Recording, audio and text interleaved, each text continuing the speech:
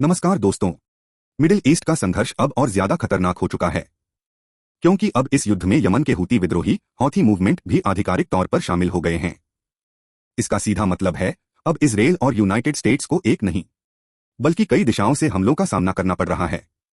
ऊपर से मिसाइल, नीचे से ड्रोन और समुद्र से खतरा।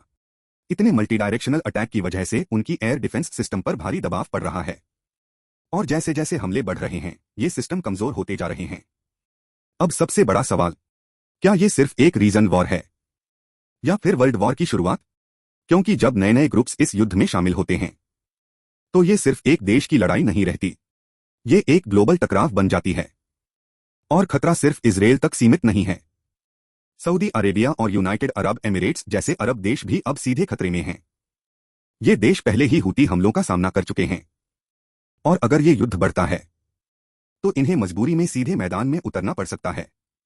सबसे बड़ा गेम चेंजर क्या है? रेड सी। हूती विद्रोहियों का इस इलाके पर कंट्रोल पूरी दुनिया के लिए खतरे की घंटी है, क्योंकि यहीं से गुजरता है दुनिया का बड़ा हिस्सा इंटरनेशनल ट्रेड, तेल सप्लाई और ग्लोबल सप्लाई चेन। अगर यहां अस्थिरता बढ़ती है तो इसका असर सिर्फ मिडिल ईस्ट नहीं, पूरी दुनिया की इकोनॉमी पर पड़ेगा। कंक्लूजन तो अब ये साफ है, यमन की एंट्री ने इस युद्ध को और ज्यादा खतरनाक बना दिया है।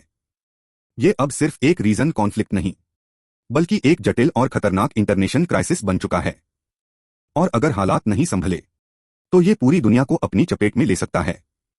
क्या आपको लगता है ये वर्ल्ड वॉर की शुरुआत है? कमेंट में जरूर बताएं। ऐसी ही डेली अपडेट्स के लिए चैनल को सब्सक्राइब करें।